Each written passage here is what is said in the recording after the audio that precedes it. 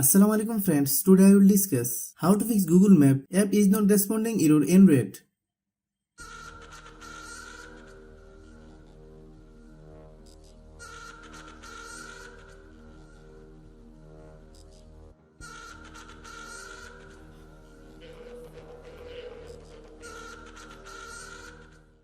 Click settings.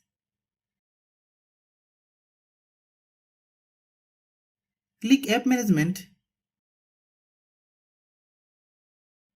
Click app list. Click Google Map. Click storage use. Click clear data. Then click OK.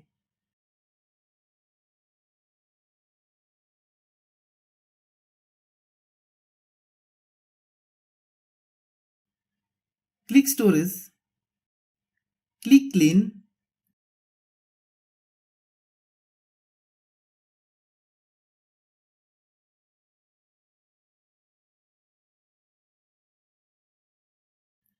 Then open Google Play Store. Then search Google Map. Click Google Map. If you get any update, please update.